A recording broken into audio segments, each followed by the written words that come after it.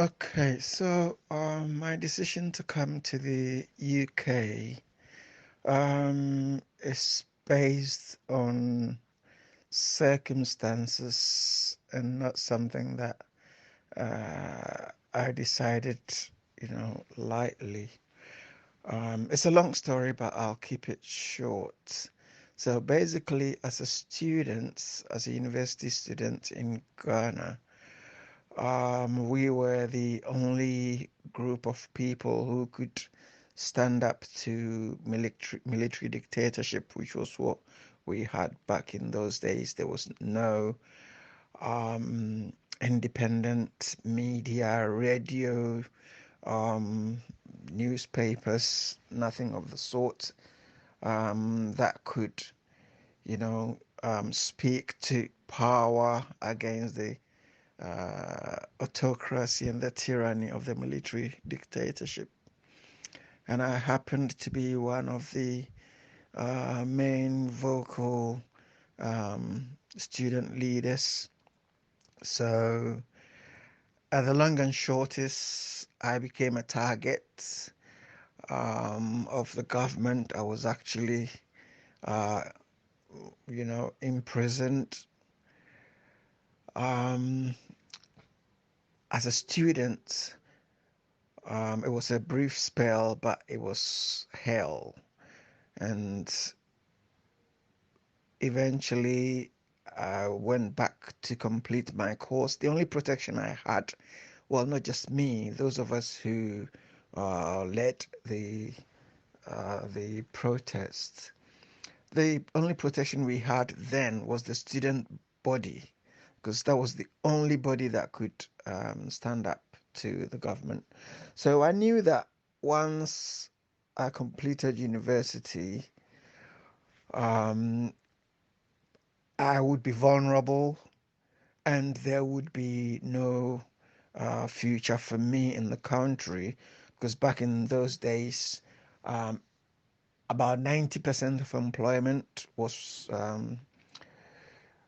government work, and if you are seen to be anti-government, then there's no prospect of getting any job there. Apart from that, there was the real chance that having lost the protection of the university students union, we could be picked up any time and we could even vanish. Nobody will see you and nobody can say anything.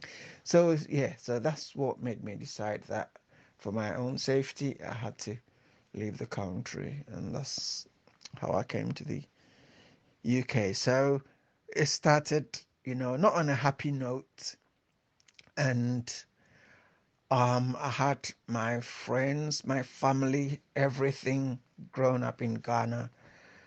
And coming here, I didn't even know what I was getting myself into. I only had um, one friend who was my senior back in secondary school. So I came to him. He didn't even know I was coming because I had to keep everything quiet just in case he stopped me at the airport and didn't even let me leave the country.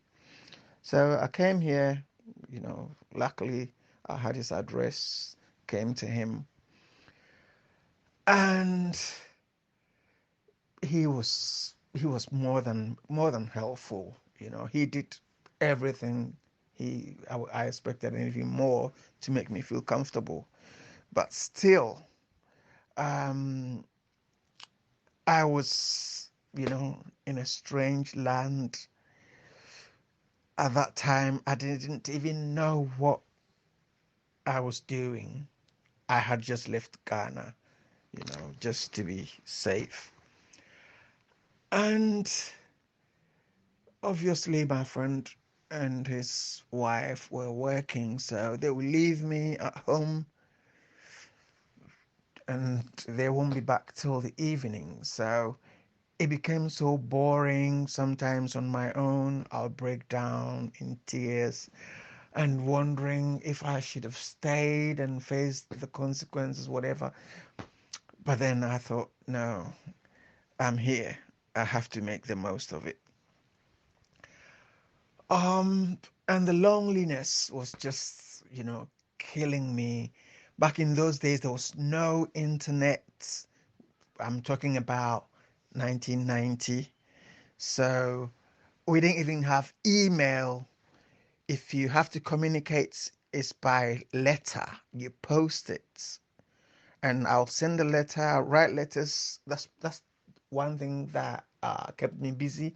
I would write letter after letter to every single family member and all friends.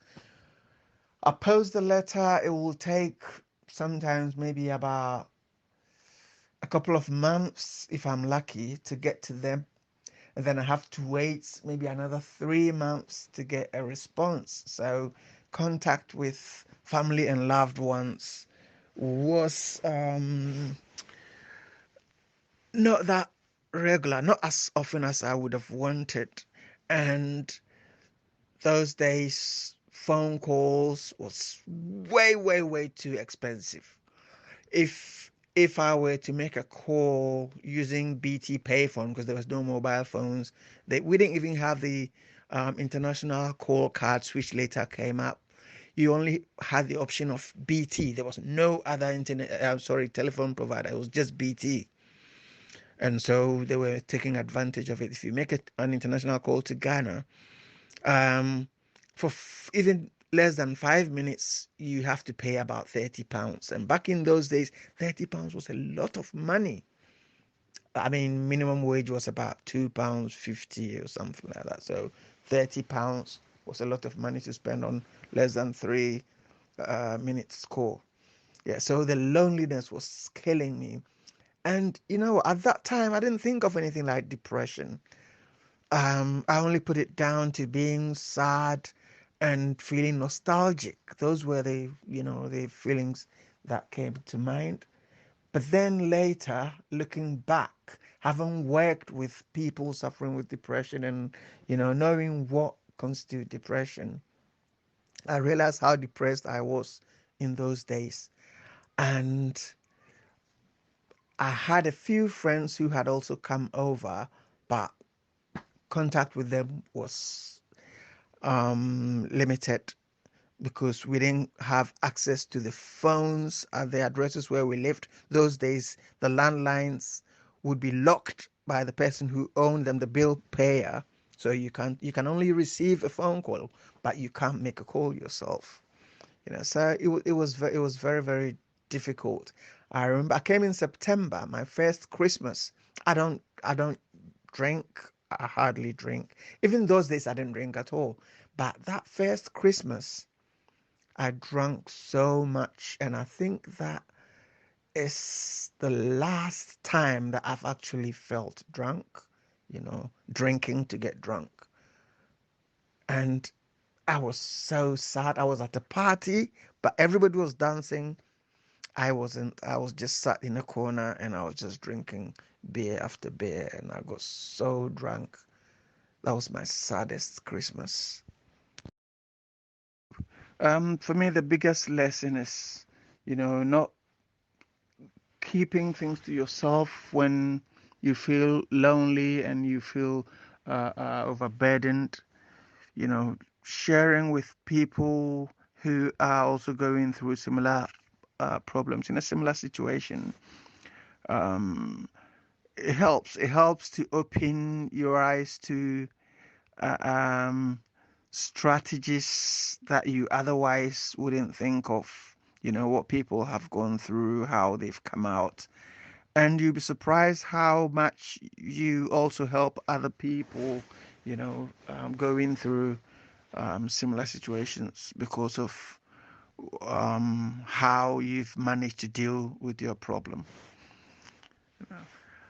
Um, so I decided, apart from trying to bring people together, I decided that those of us here, whatever experience that we've gone through, we should make sure that those who come after us don't go through similar issues. Well, they might, but at least we can share our experience with them, let them know what we went through, and give them solutions. I mean, the way we resolved issues so that they don't have to necessarily go through all the emotional pain and trauma that we went through. So um, I've been instrumental in forming various associations and community blocks where we come together as a self-support group. You know, I have one which is my friends and former students from the university that I went to, which is a huge one. And what we do, as soon as we know that anybody has come here, we encourage them to. So I mean, with social media, it's so easy now. We've got various WhatsApp groups, and as soon as we know anybody has arrived, we encourage them to join us. Whatever issues they're going through, we help them, and it's been very very helpful. And I find it so fulfilling knowing that I'm helping others, avoid all the emotional difficulties that I and my peers went through. So I also advise people if I hear that they're coming here. I mean, even the last few weeks, I've had people calling me from Ghana, telling me about their plans to come here, you know, to the UK, and asking me what my views are. I tell them precisely what to expect because coming in blind like I did because you were just you know placing your safety first, which for me I would do again if I found myself in a similar situation. But if you have the option to stay in Ghana or come here, then you need to really weigh what's here for you, what the challenges and difficulties are, so you make an informed decision. So at the moment, that's what I'm doing with my colleagues and my peers, advising those who have arrived here studying and giving them guidelines and signposting them to where they can get support and help. And, it's mostly financial when they first come. And so we have um, financial assistance that we give them to make sure that at least that side of the struggle is not as bad as we had it. So that's the short account of my life here, how I came here, the struggles, and how I've worked together with friends, to sail through the storm, and how we're making sure that the sea is calmer for those who are following. And the biggest lesson is don't keep your problems to yourself. Share with people who will understand you, especially people who are going through the same situation, and share experiences with them. You give them your experience and they give you yours, and it makes it much, much better. I moved to Leicester, and I moved from Leicester to London. I would say my experience moving from Leicester to London was very, very tough. Not knowing many people, being stuck into a routine, just going to work and coming back. I would do volunteering coaching at the weekend, and I'm a person that likes to go out, socialise, do things. So not being able to do that, it really affected my mental health. I was really, really down. yeah, not being able to go out or socialize. So yeah, I'd be really, really depressed. Yeah. Thankfully enough, the person that I coached for, he would always check in and see how I was. So I explained to him, yeah, how I was feeling, and he then said, "Oh, come and play for my football team." So then, when I went to start playing for his football team, that allowed me to build some friends, be able to start socializing a little bit more than I was. So then that made my mental a lot better. So I was able to go out, enjoy myself, not being stuck in the same routine. I would say my experience moving out of my comfort zone was tough at first, but I wouldn't change it because yeah, now it's a lot better. Going out a lot more, enjoying myself, and not being stuck into the same routine.